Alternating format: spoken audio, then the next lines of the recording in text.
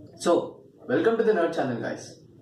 So in the last video, I discussed the basics of the Arduino along with some other important stuff. In this video, I'll be discussing about the H bridge. That's a little bit more complicated than what we discussed in the last video. So I suggest you go and check the video up there before we go any further. Because that's going to simplify this video for you. Otherwise, you're going to struggle maybe. Now, what are we going to do in this video? As I told, we're going to study the H bridge. See, the H bridge is what controls the main part of your robot. It controls the tires, the DC motors of your robot. So, let's get into it.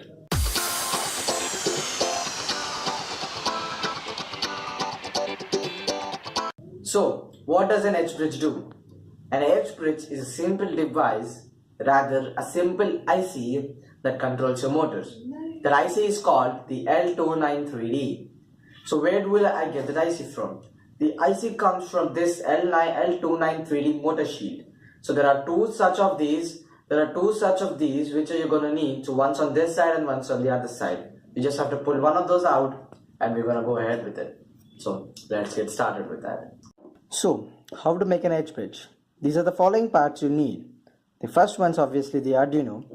You need something called the prototyping shield. So, why do you need this?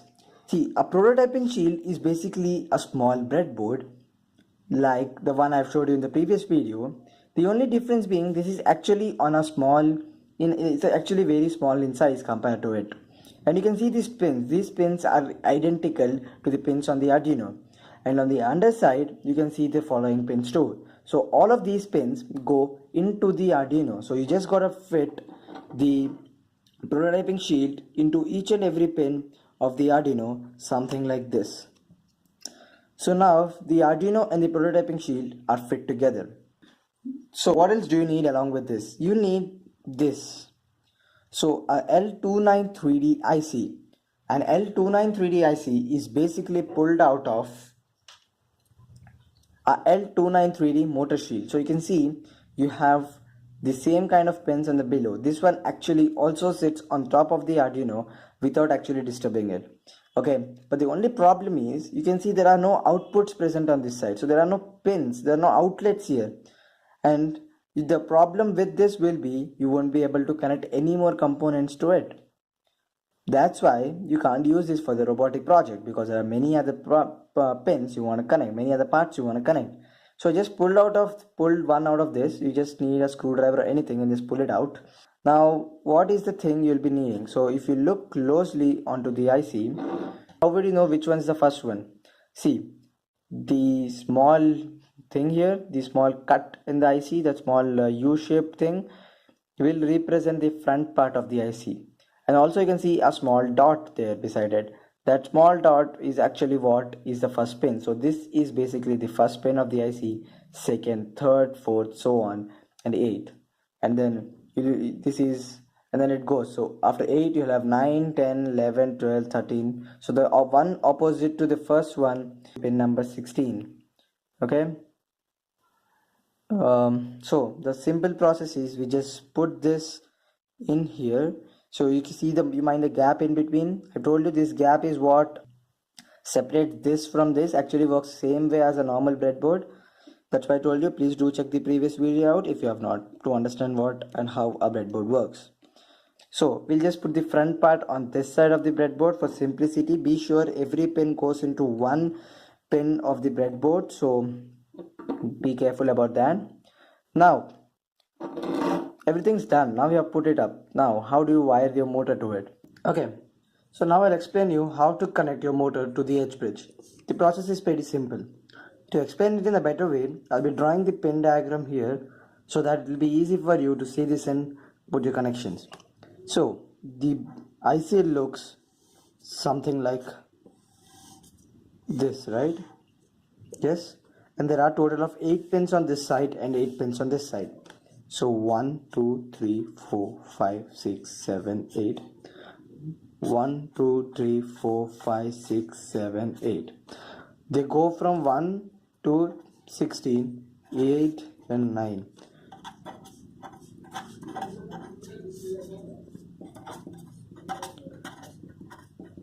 Okay, So now this is the L293D. Okay, so the pin number 1, pin number 16 go to 5 volts along with pin number 9. Okay, the pin number 2 and pin number 7, they go to our Arduino's digital pins. So let it be 2 and let it be 3. Similarly here, pin number 15 and pin number 10, they let them go to pin number 8 and pin number 9. Pin number 4, pin number 5, they go to the ground. Pin number 13 and pin number 12 similarly go to ground.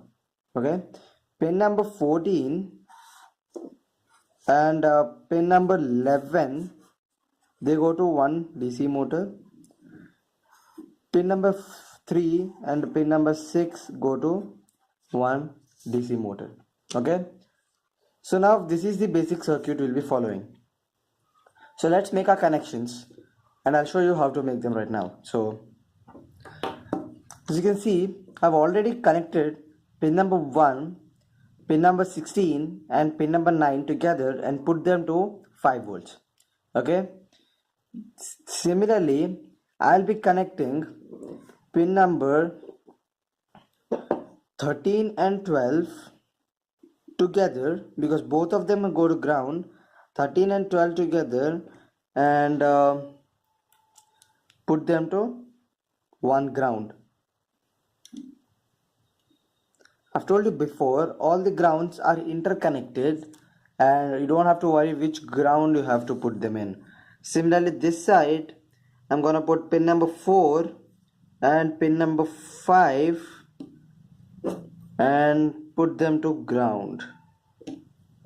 So I put them to ground, right? That's it. Then the pin number 2 goes to the second digital pin, that's here.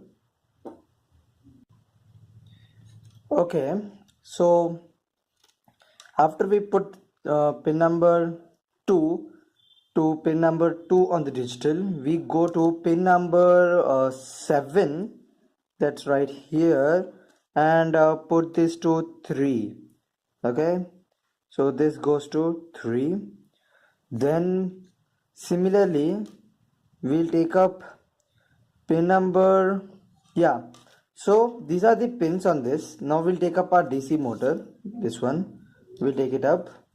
We'll just simply make some extra connections. So you see, I have soldered these similar pins onto the DC motor, so you can do that too. It's gonna simplify your process a lot. The normal pins a little bent, but they're still the normal pins. These go to pin number 3 one side and pin number 6 on the other side. DC motors, they don't have any positive, negative. You can connect them any way you want. The only problem probably will be the direction in which the motor will have to rotate. Okay, so for example, you give power to you give positive to this wire and negative to this wire, the motor will rotate in one direction. If you give them the other way around, the motor will rotate in the other direction. So that's what basically DC motors are capable of. Pretty good, but you have to be careful in what direction you want your robot to go, otherwise you end up in going in wrong directions. You don't want to do that. Next, I never told you what pin number 8 was for, right?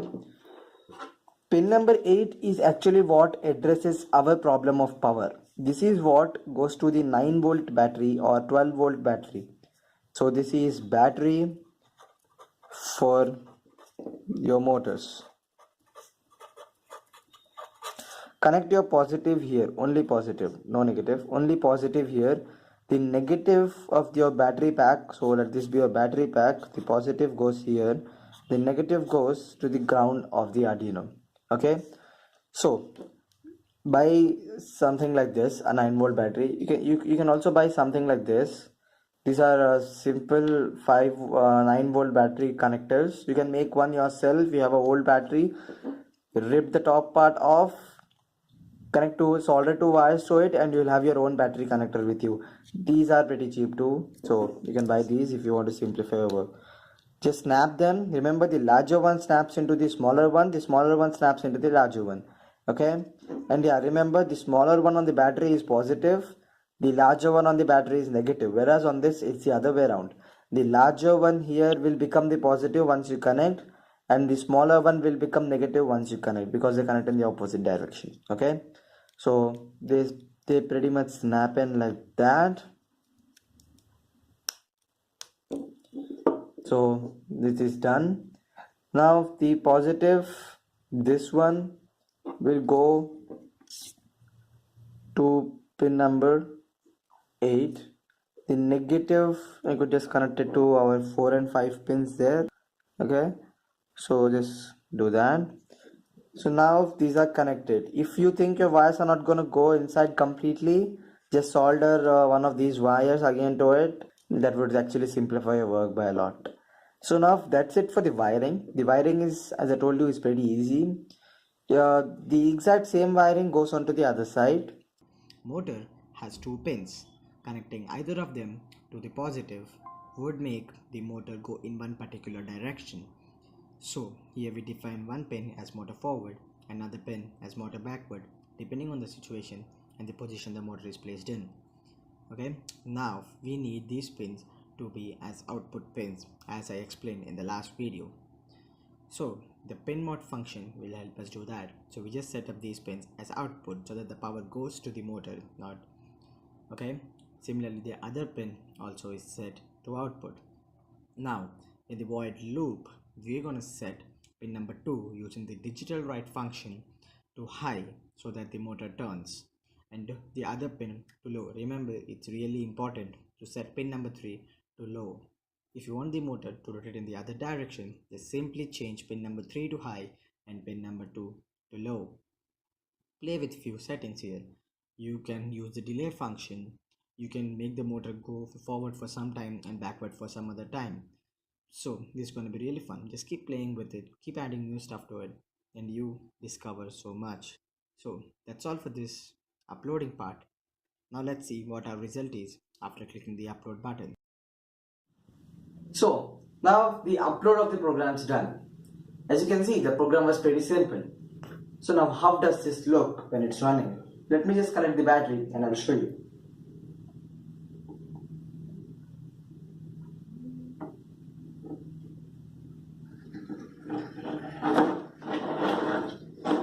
As you can see, the tire seems to be moving, right?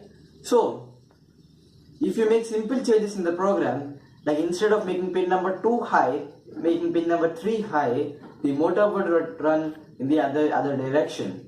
You can, the similar way, connect another motor and make 2 motors go, but you would definitely need a larger battery, probably 18 or 24 volts.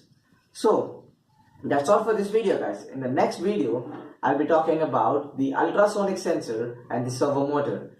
Be sure to subscribe and click that bell icon so that you don't miss our really important next video that has the eyes and the neck of our robot. So meet you there.